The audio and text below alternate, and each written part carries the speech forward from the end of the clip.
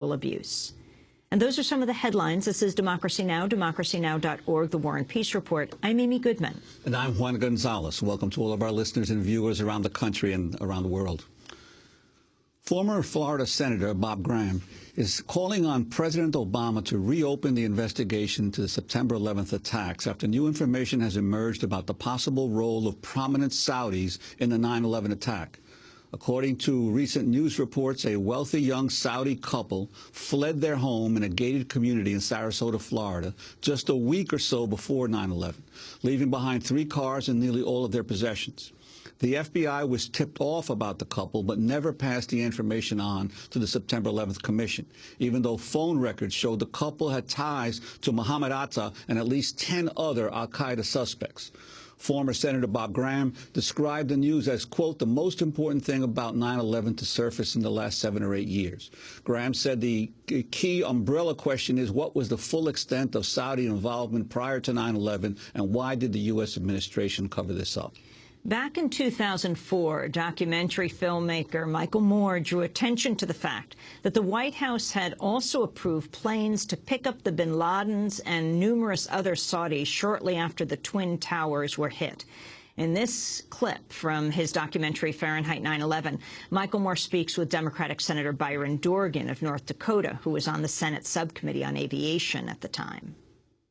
We had some airplanes authorized at the highest levels of our government to fly to pick up Osama bin Laden's family members and others from Saudi Arabia and transport them out of this country. It turns out that the White House approved planes to pick up the bin Ladens and numerous other Saudis. At least 6 private jets and nearly 24 commercial planes carried the Saudis and the bin Ladens out of the U.S. after September 13th. In all, 142 Saudis, including 24 members of the bin Laden family, were allowed to leave the country. That was a clip from Fahrenheit 9/11 by Michael Moore. We're joined now by former Florida Governor and Senator Bob Graham. He's in Washington, D.C.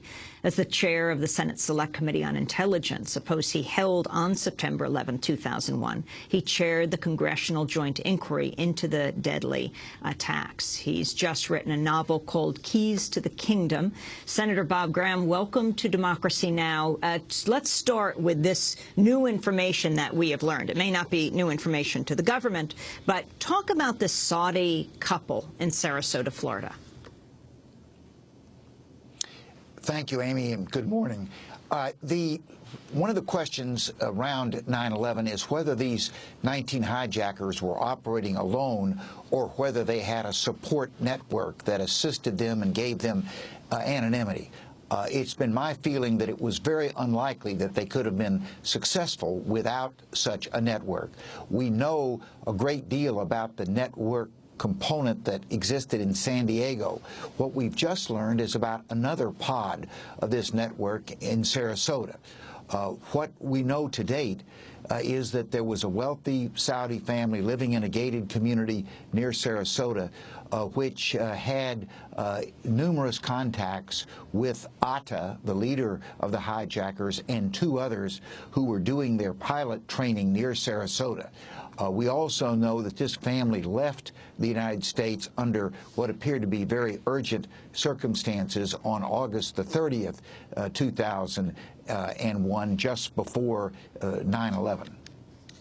And is there any indication why this information was never revealed to the September 11th Commission? No, but the same was true in San Diego. The FBI, although they were asked to provide the Congressional Inquiry all the information they had about 9/11, did not tell us about these extensive contacts in San Diego. It was because we had a very curious and effective investigative team which went to San Diego and was able to uncover the relationship between particularly a key Saudi agent living in San Diego and the first 2 hijackers to have entered the United States. Now, this is not, you have raised in the past concerns about a possible Saudi involvement with some of with the hijackers. Could you talk about how your concerns have arisen over the years? Obviously, you're privy to information as a former head of the Senate Intelligence Committee that the average American or even the average politician or member of Congress is not. But why you have had these concerns? Well, it started with the disbelief that 19 people, most of whom didn't speak English, had never been in the United States, could have come here, plotted, practiced, and then executed such a complex plan as 9/11. My assumption had been that they had some support system that was already in place in the United States which facilitated their activities. We learned a lot about such a facilitation in San Diego. Now we're beginning to learn about Sarasota. The question in my mind is what happened in places like Arlington, Virginia, Patterson, New Jersey, Phoenix, Arizona, Delray Beach, Florida, where we know hijackers lived for a considerable period of time. Were there similar facilitators in those communities? Explain who Bosnan is and Bayoumi and their relationship in San Diego. Yeah. Right after the first Persian Gulf War, the monarchy in Saudi Arabia became very concerned that they were going to be the next Iran, a youth-led revolt. In order to avoid that, one of the steps they took was to begin to establish monitors in those areas of the world where there were significant number of Saudi youth, particularly college and university students. One of those places was San Diego. The man who was listed by the FBI, described prior to 9/11 as a Saudi agent, had the responsibility of that monitoring in Southern California. But he also, in January of 2000, took on a second task, which was to provide assistance to two Saudis who had recently entered the country.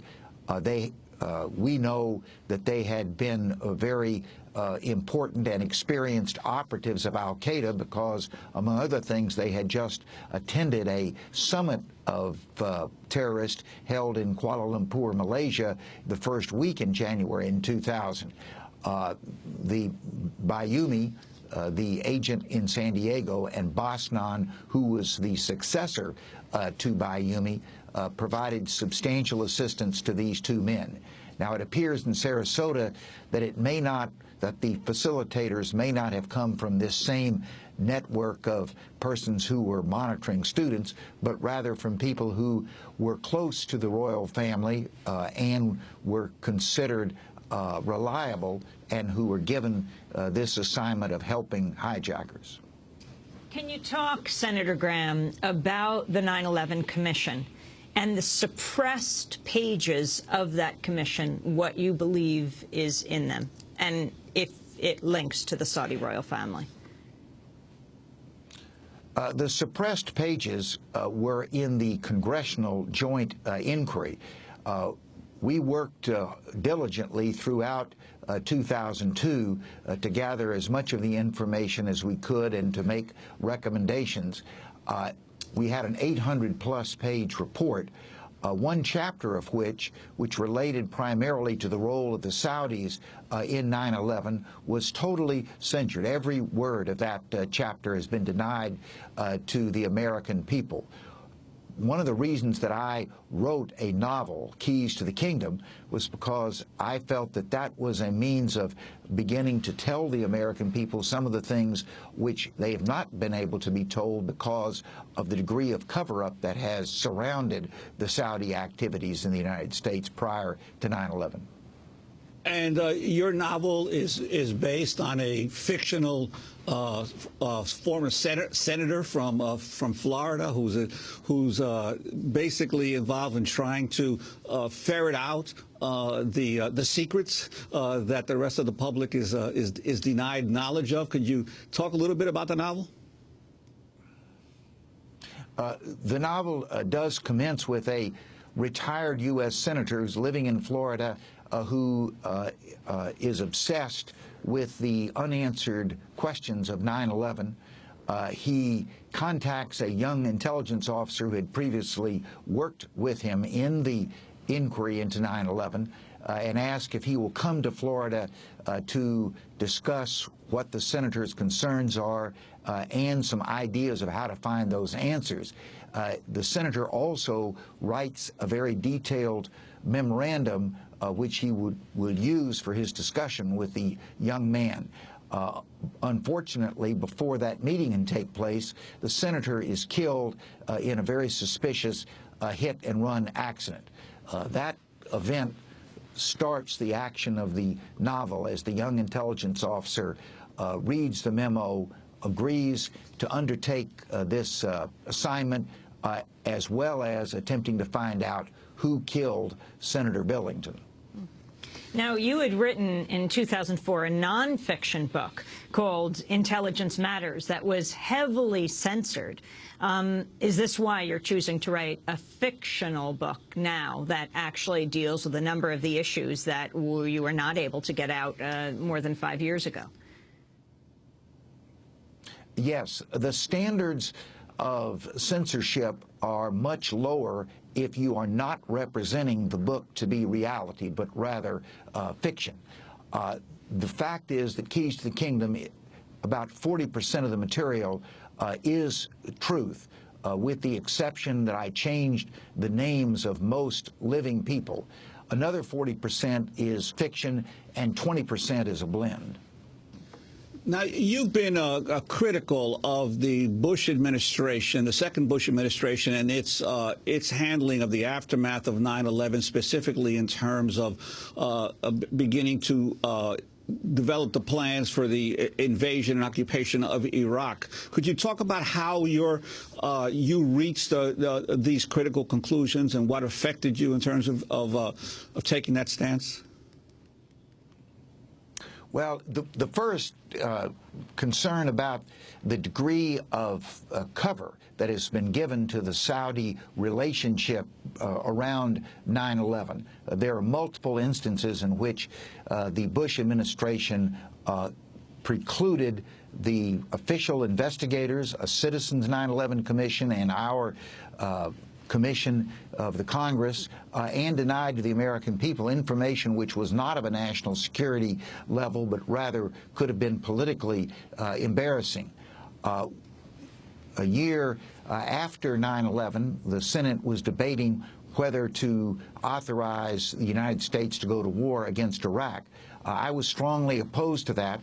First, because I thought that it would be a diversion from Afghanistan, which should have been our priority, and second, that the evidence that had been submitted on weapons of mass destruction was highly suspect.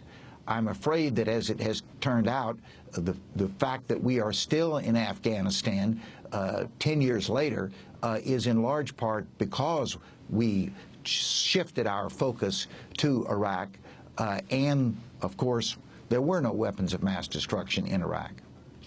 Bob Graham, if you could speak more about the Bush administration's relationship with the Saudi royal family and the bin Ladens in the Saudi royal family, as well as others, what the relationship was, what was being protected, who was allowed to get out of this country after September 11th, and who wasn't. There are a number of suggestions as to why did the Bush administration engage in such a comprehensive cover-up. One of them is the close family relationship, which goes back to the president's grandfather, Prescott Bush, and the Saudi family. Another reason is ever since World War II, the United States has had an understanding with the Saudis that they would provide us with oil, we would provide them with defense assistance. So you can pick which reason you think explained it. A more current reason was that the United States, after 9/11, was obsessed with the question of, or avoiding, another attack. And the feeling was, we can't antagonize an important Middle Eastern country that may be able to give us good intelligence and other assistance in avoiding that other attack. All those are speculative, and history will have to come to the answer of which one really describes the basis of the Bush administration's cover-up. As to the Saudis who escaped, the Michael Moore movie accurately depicts it. Prince Bandar, the ambassador of the United States for Saudi Arabia, shortly after 9/11, within hours, went to the president and asked that Saudis who were in the United States who felt that they might be subjected to some kind of adverse treatment because of the public attitude, knowing that 15 of the 19 hijackers were Saudi, that he asked if they could exit the country as quickly as possible. The president approved that, even though domestic aviation in the United States was shut down, and approximately 140 Saudis, including several members of the bin Laden family, left. The FBI later stated that there were people on that plane that the FBI would have desired to have interviewed before they left the United States, but were denied the opportunity to do so. You have called on the Obama administration to reopen the investigation, but given the original 9/11 Commission report, your joint inquiry, what body or what group of people do you think would be independent enough to be able to conduct an investigation that could lay to rest all the many questions that still exist among the American people about what happened on 9/11 and who was responsible? The White House is where this investigation should be conducted. The agencies that are involved are all executive agencies, the leadership appointed by the president. The president has the capability of declassifying, for instance, the 28-page chapter if it chooses to do so. It would only be if the White House was unwilling or unable to carry forward the answer to a number of secrets about 9/11 that I would advocate that some independent group outside of the executive branch be assembled to do so. Bob Graham, we want to thank you very much for being with us. Bob Graham is former Florida Democratic governor, as well as U.S. Senator, founder of the Bob Graham Center for Public Service, former chair of the Senate Select Committee on Intelligence, a post he held on September 11, 2001. Graham's newest book is called Keys to the Kingdom. It's billed as fiction. This is Democracy Now!, democracynow.org, The War and Peace Report. Back in a minute.